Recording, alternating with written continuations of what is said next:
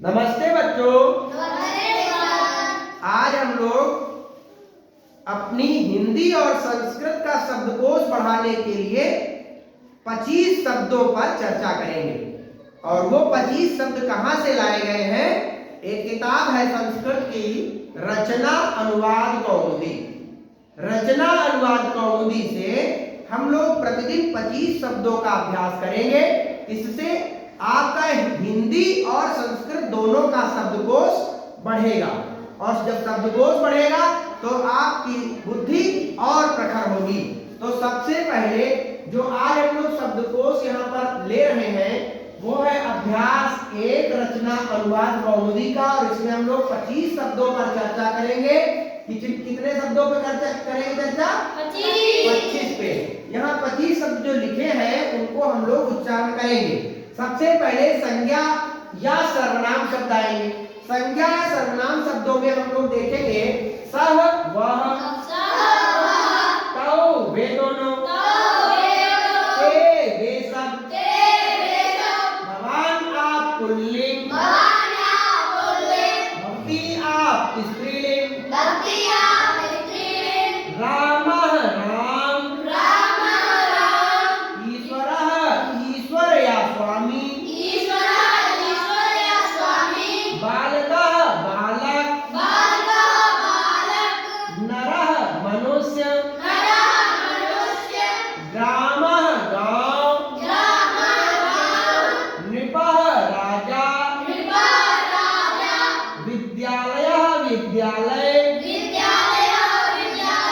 अब यहाँ पर हमने संज्ञा और सर्वनाम शब्दों की बात की है। अभी आपने उच्चारण किया संज्ञा और सर्वनाम।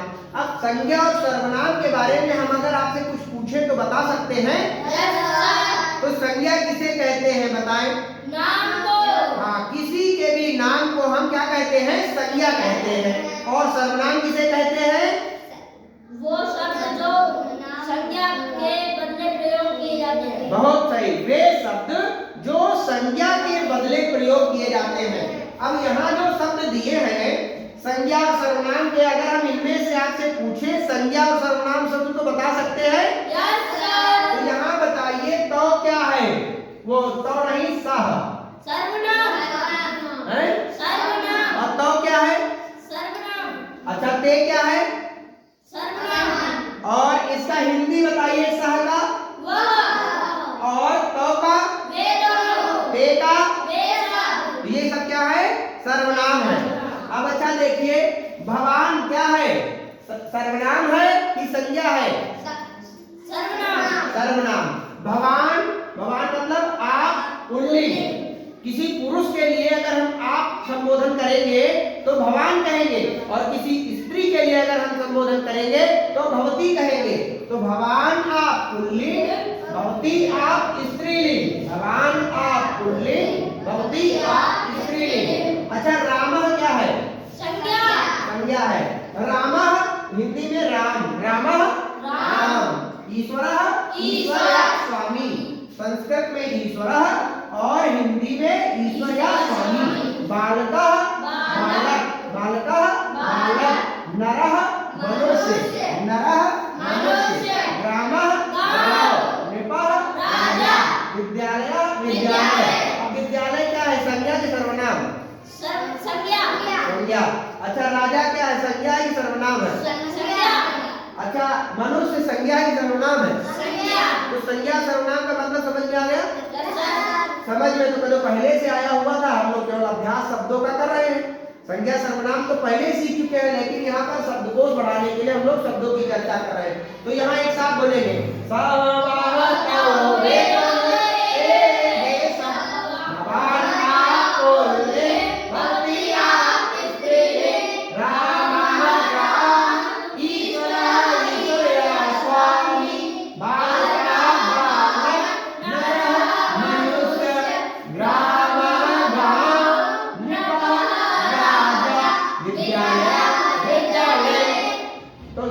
सर्वनाम हो गए।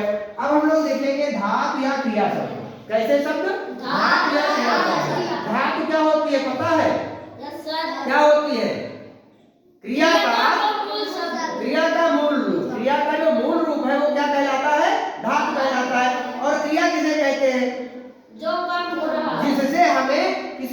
के होने का या करने का पता चलता है। जैसे आना जाना, खाना पीना, चलना फिरना, उठना बैठना, हंसना रोना, सब क्या है? क्रियाएं। हम दिन भर जो काम करते हैं वो सब क्रिया ही तो है। तो अब यहाँ देखेंगे कुछ क्रियाएं हमने यहाँ पर चुनी है। भू होना, भू होना, पठ पढ़ना, पठ पढ़ना, लिख लिखना, लिख लिखना, लिख लिखना, हंस हंसना, हंस हंसना, गम जाना, गम जाना, आगम आना, आगम आना। अब देखिए यहाँ हमारे साथ बोलेंगे। भू होना, पठ पढ़ना, लिख लिखना, हंस हंसना, गम जाना, आगम आना। एक बार हम बोलेंगे फिर बच्चे बोलेंगे।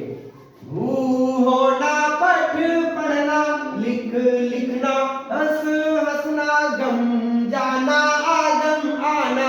भू होना, पठ पढ़ना, लिख लिखना, हंस हंसना, गम जाना, आगम आना। शोभनम, बहुत अच्छे। अब देखिए यहाँ पर हमें आप बताएं कि भू क्या है, क्रिया है कि धातु है? धातु। बहुत बढ़िया। और होना क्या है? क्रिया। बहुत बढ़िया। पठ क्या है? धातु। और पढ़ना क्या है? क्रिया। लिख क्या है? धातु। और लिखना क्या है? क्रिया। तो धातु और क्रिया का मतलब समझ रहे हैं? अब अच्छा देखिए, हम लोग बात करेंगे, ये हो गया धातु और क्रिया, संज्ञा सर्वनाम हो गया, धातु और क्रिया शब्द हो गए। और अब हम लोग बात करेंगे अव्यय या क्रिया विशेषण की। अव्यय किसे कहते हैं? आ माने नहीं, व्यय माने परिवर्तन। आ माने नहीं, व्यय माने परिवर्तन। ऐसे शब्द जो कभी परिवर्तित नहीं होते, हमेशा एक जैसे ही लिखे जाते हैं, तो वे शब्द क्या कहलाते हैं? अव्यय शब्द कहलाते हैं। अब क्रिया विशेषण, क्रिया और विशेषण।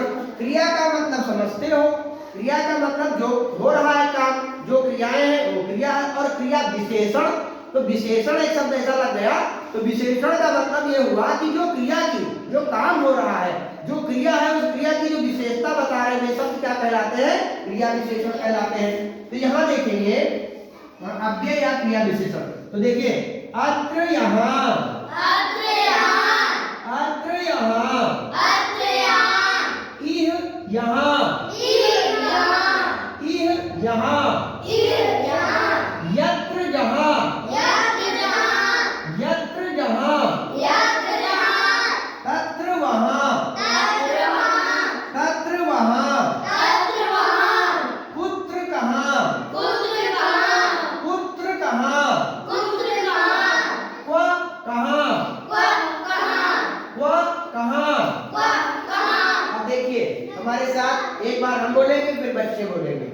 अव्यय या क्रिया विशेषण जो हमने यहाँ पर ग्राम में हेडिंग की थी, और ये हमेशा एक जैसी, जब तक हम लोग ये अभ्यास 60 है, इसमें 60वां अभ्यास में इसी क्रम से हम लोग करेंगे। अभी घा भी आएगा एक, तो अभी हम लोग उसकी भी चर्चा करेंगे। लेकिन अभी यहाँ हमने केवल 25 शब्द ही चुने थे, तो यहाँ पर 25 शब्द यहाँ पूरे हो रहे हैं, तो इनका एक बार हमारे साथ अभ्यास करेंगे। अत्र यहाँ, इह यहाँ, यत्र यहाँ, तत्र वहाँ, पुत्र कहाँ, क्व कहाँ। अत्र यहाँ, इह यहाँ, यत्र यहाँ, तत्र वहाँ, पुत्र कहाँ, क्व कहाँ। एक बार हम बोल लीजिए। अत्र यहाँ, इह यहाँ, यत्र यहाँ, तत्र वहाँ, पुत्र कहाँ, क्व कहाँ। समझ में आई बात? Yes sir. तो इनका आपको वीडियो के माध्यम से बार बार देख करके अभ्यास करना है, और अपनी कॉपी में प्रतिदिन एक एक अभ्यास लिखते चलेंगे, जिससे आपका शब्दकोश अच्छा हो जाएगा। आज के लिए इतना ही। राम राम बच्चों।